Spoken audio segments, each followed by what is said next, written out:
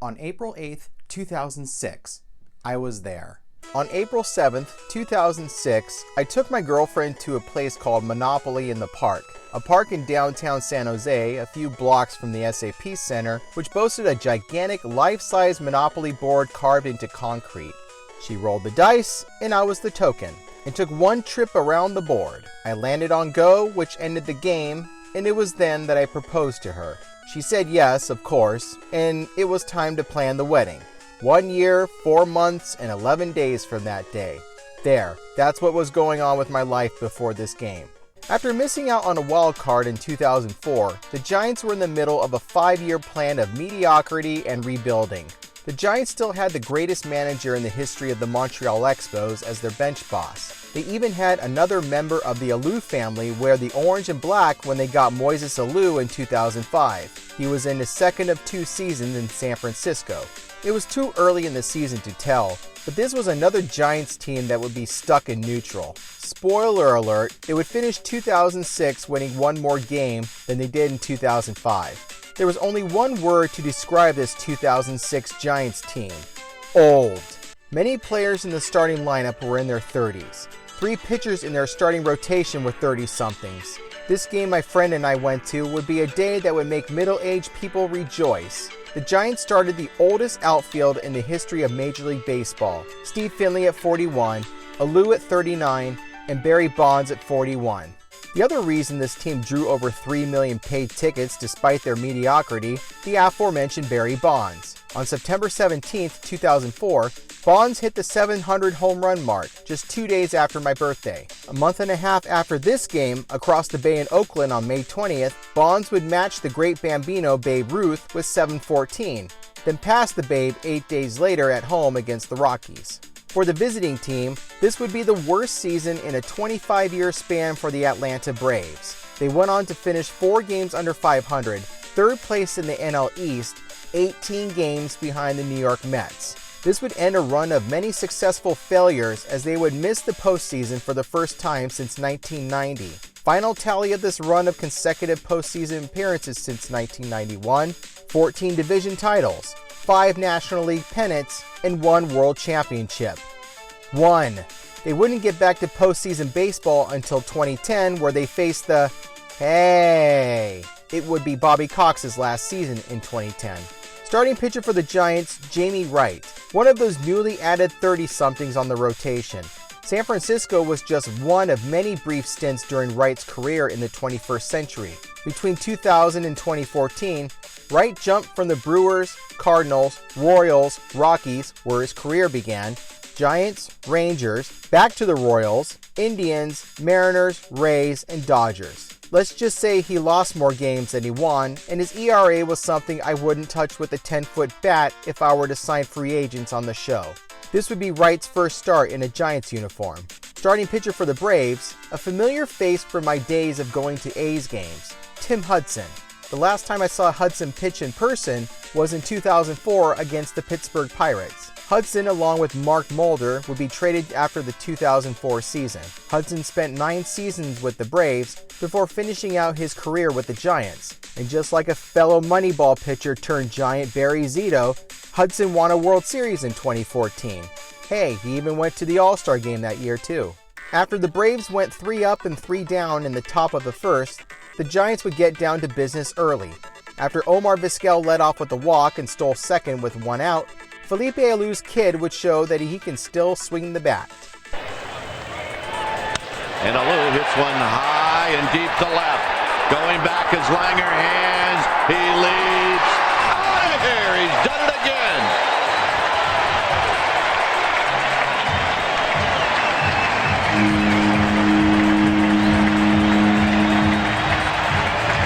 Once again, the Braves were retired in order in the second, and the Giants would do more damage to Hudson.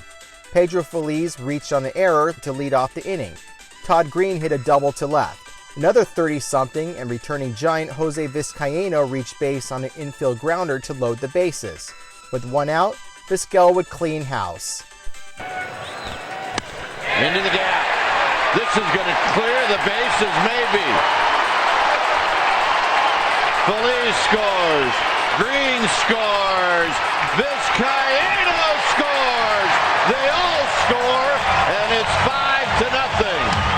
The nightmare wasn't over for Hudson. Up next, Steve Finley.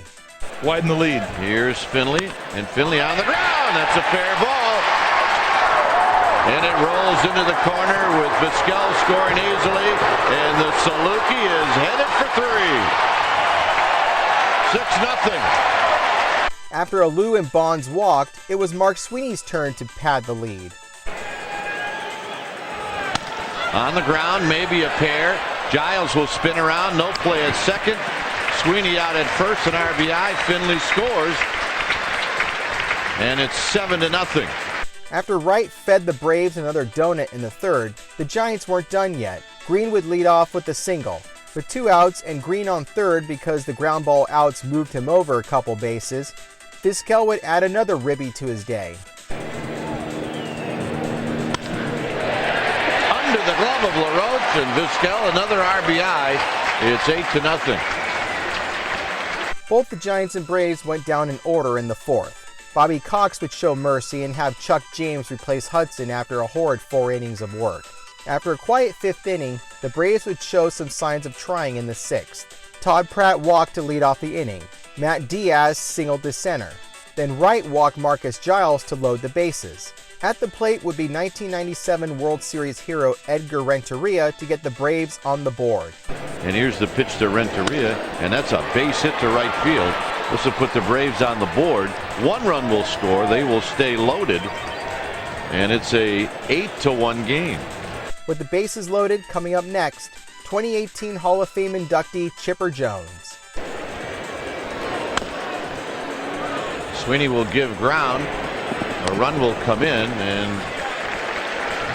Wright gets the out. It'll be an RBI for Chipper Jones. It's 8-2. James would keep the Giants off the board in the 6th. Both teams went down in order in the 7th, with Mike Remlinger replacing Jones for Atlanta. Top of the 8th and down by 6 runs, that wasn't going to stop the Braves from trying. After Diaz singled to center, Giles drew a walk. Scott Munter would be placed right for the Giants. And Renteria got on base after a fielder's choice after Giles was forced out at second. Chipper Jones would cut the lead in half.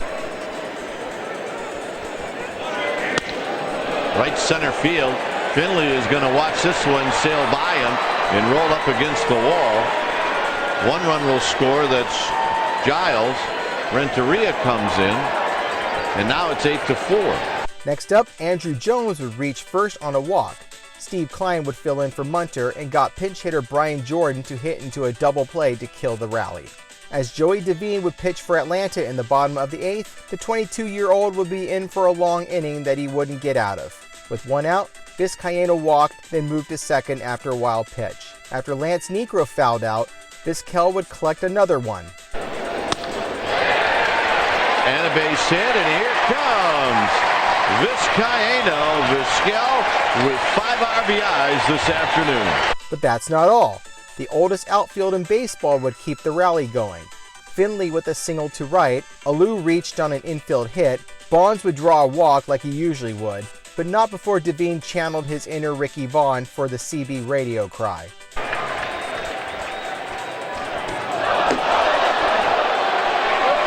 And Vizquel's going to score. Devine wasn't done with his self-ownage. Randy Wynn, walk this way.